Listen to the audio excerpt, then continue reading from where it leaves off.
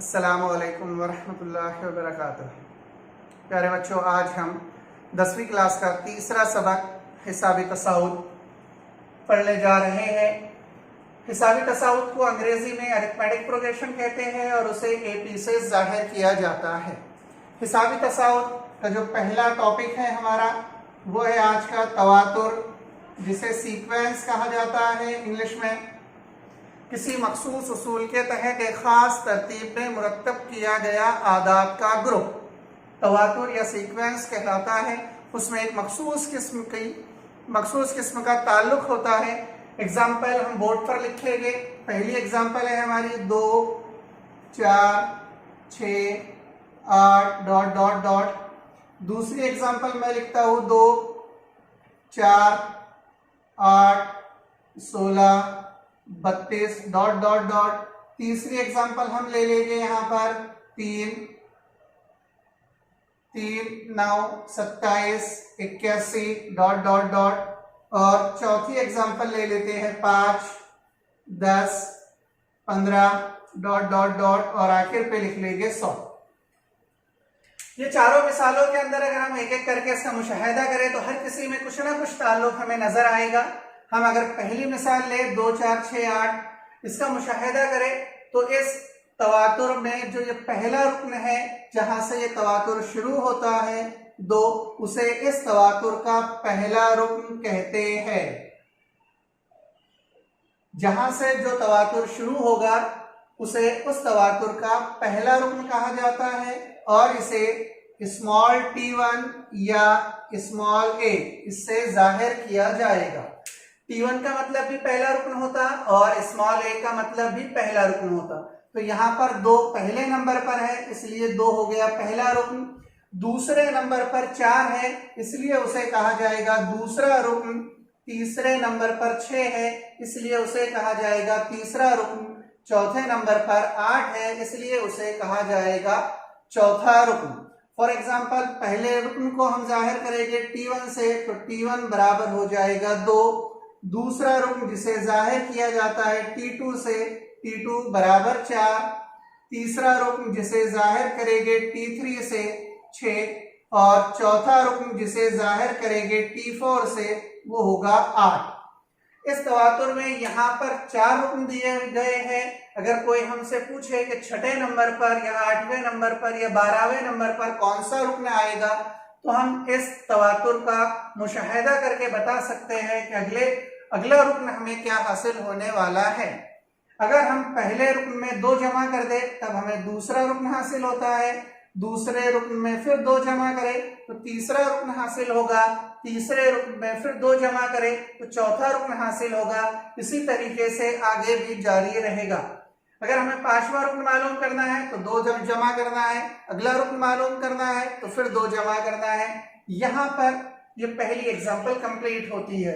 यानी पहला रुकन अगर तवातुर का दिया गया है पहली एग्जाम्पल के लिए, दूसरा रुकन हमें मालूम करना है तो हर रुकन में 2 का इजाफा करना होगा। अब बढ़ते हैं हम हमारी दूसरी मिसाल की तरफ, जिसमें लिखा हुआ है 2, 4, 8, 16, 32। अगर हम इस मिसाल को गौर से देखें या इस मिसाल का मुशाहिदा करें तो हमें पता चलेगा कि हर एक के दरमियान एक मखसूस किस्म का ताल्लुक है।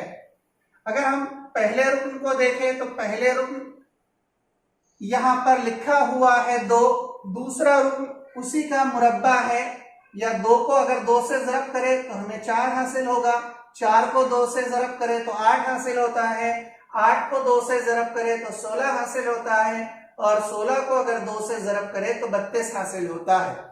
इस तरीके से इस दूसरी मिसाल में अगर हम हर रुकन को 2 से ज़रब कर दे तो हमें उससे आने वाला अगला रुकन हासिल हो जाएगा। ये तवातुर, ये 3 निशानात इस बात को जाहिर करते हैं कि ये तवातुर लामहदूद तवातुर है, ये महदूद तवातुर नहीं है।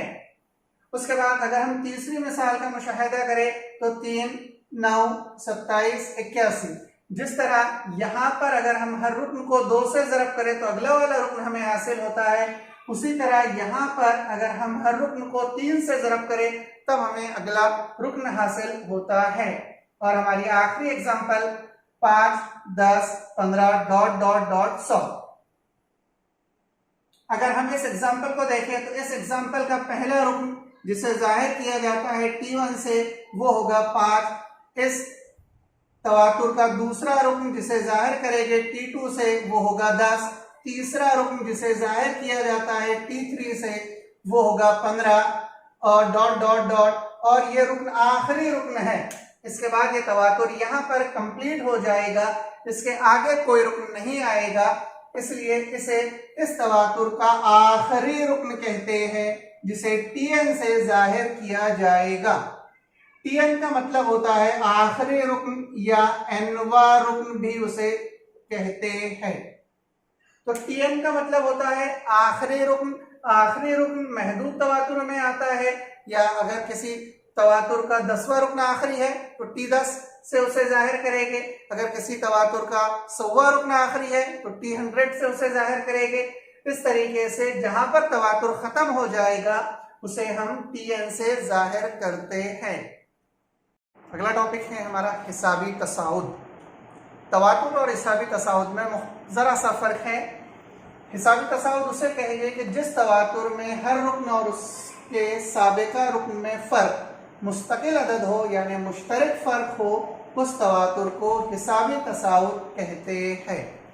हमने पिछली बार जो 4 मिसालें लिखी थी मैं उसको दोबारा रिपीट कर देता हूँ और उसी की मदद से आपको समझाने की कोशिश करूंगा। मेरी पहली मिसाल थी 2, 4, 6, 8 डॉट डॉट डॉट। दूसरी मिसाल हमने लिखे थे 2, 4, 8, 16, 32 डॉट डॉट डॉट। तीसरी मिसाल हमने लिखे थे 3, 9, 27, 81 डॉट डॉट डॉट। और चौथी मिसाल लिखे थे हमने 5, 10, 15 डॉट डॉट 100।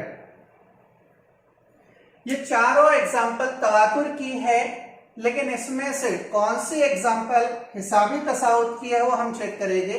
हिसाबी तसाउद की ऐसी मिसाल को हिसाबी तसाउद कहा जाता है जिसमें हर रुकन के दरमियान जो फर्क हो वो कांस्टेंट होना चाहिए, मुस्तकिल अदद होना चाहिए।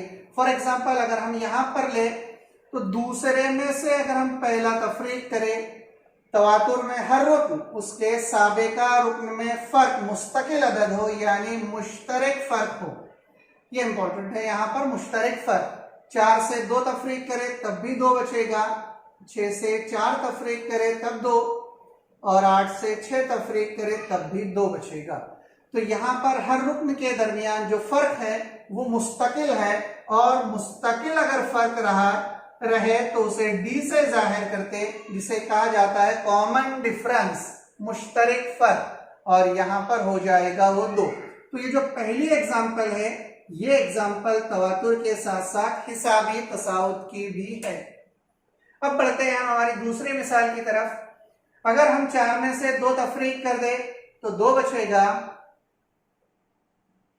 8 से 4 तफरीक करे तो 4 बचेगा, 16 में से 8 तफरीक करे तो 8 बचेगा, 32 में से 16 तफरीक करे तो 16 बचेगा। यहां पर हर रुकन का जो फर्क है वो अलग अलग है। यहाँ पर 2 का डिफरेंस है, यहाँ पर 4, यहाँ पर 8, यहाँ पर 16। तो ये एग्जाम्पल तवातुर की तो हो सकती है लेकिन हिसाबी तसाउद की नहीं हो सकती, क्योंकि हिसाबी तसाउद के लिए कंडीशन ये है कि मुश्तरक फर्क उनका यकसा होना चाहिए। तो ये एग्जाम्पल हिसाबी तसाउद की नहीं है। इसी तरह तीसरी एग्जाम्पल को अगर हम देखें तो 9 में से 3 तफरीक करें तो 6 बचेगा, 27 में से अगर हम 9 तफरीक कर दे तो 18 बचेगा, ये 6 ये 18, आगे कुछ और बचेगा, इसलिए ये एग्जाम्पल भी हिसाबी तसाउद की नहीं है। और चौथी और आखिरी एग्जाम्पल का अगर हम मुशाहिदा करें तो 10 में से 5 तफरीक करें तो 5 बचेगा, 15 में से 10 तफरीक करें तब भी 5 बचेगा। यहाँ पर जो रुकन आएगा वो 20 होगा, 20 में से 15 अगर तफरीक करें तब भी 5 बचेगा। तो चौथी एग्जाम्पल के लिए जो मुश्तरक फर्क है जिसे हम डी से जाहिर करेंगे वो 5 है, इसलिए ये तवातुर के साथ साथ हिसाबी तसाउद की भी एग्जाम्पल है। तो हिसाबी तसाउद और तवातुर, तवातुर में मखसूस किस्म का ताल्लुक होता है और हिसाबी तसाउद में जो फर्क होता है वो मुस्तकिल अदद होता है। तवातुर और हिसाबी तसाउद के दरमियान बस यही एक फर्क है।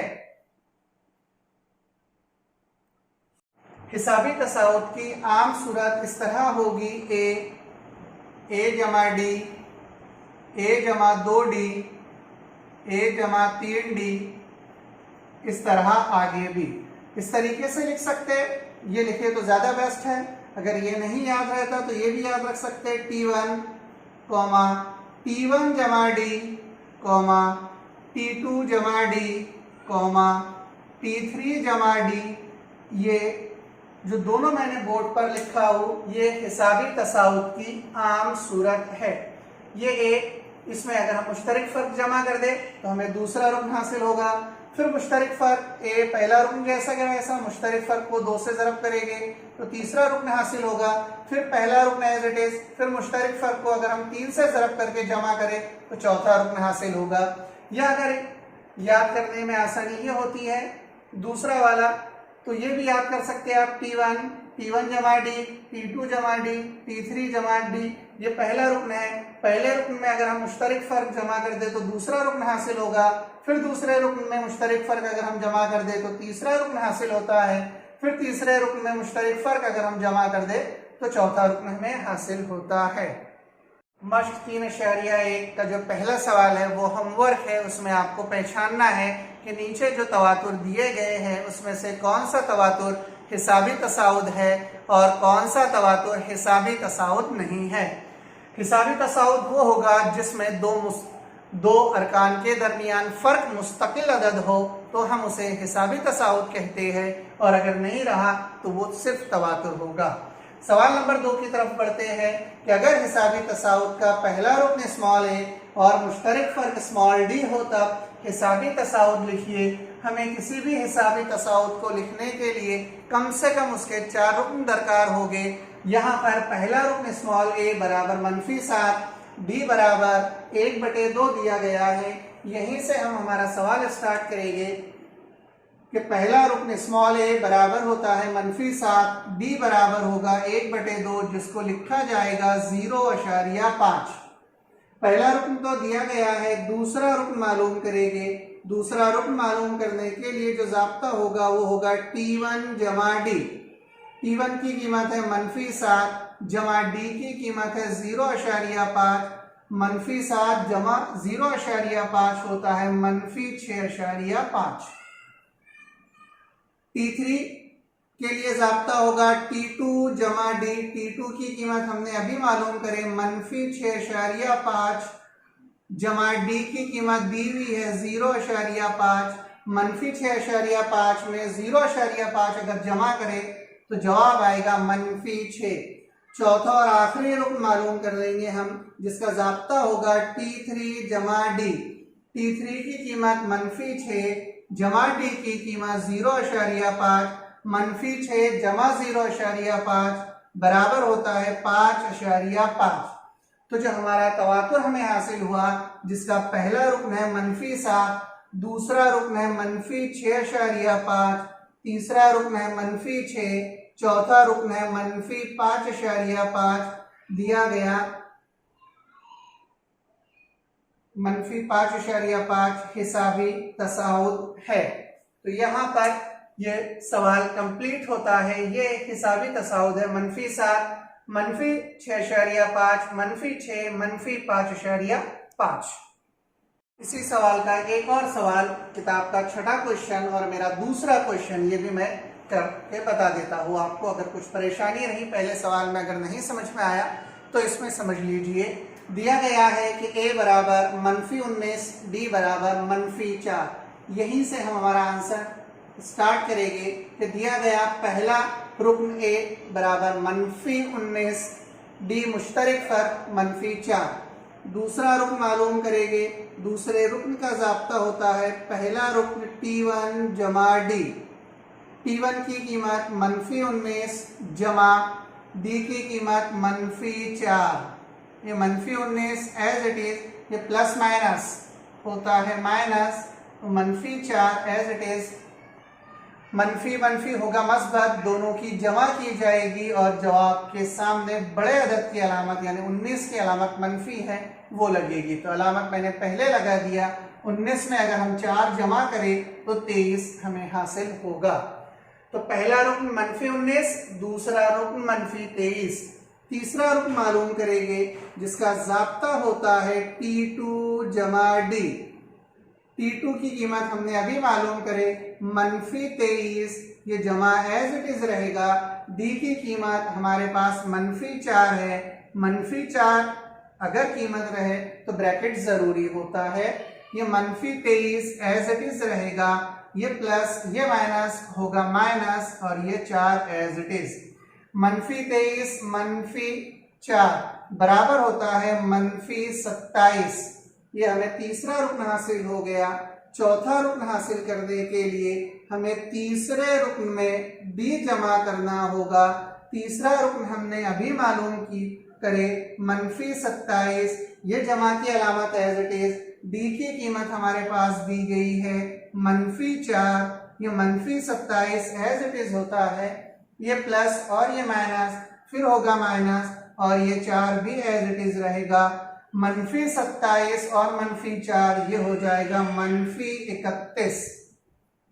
तो जो तवातुर हमें हासिल हुआ उसका पहला रुकन मनफी 19, दूसरा रुकन मनफी 23, तीसरा रुकन मनफी 27 और चौथा रुकन मनफी 31 मतलूबा हिसाबी तसाउद है।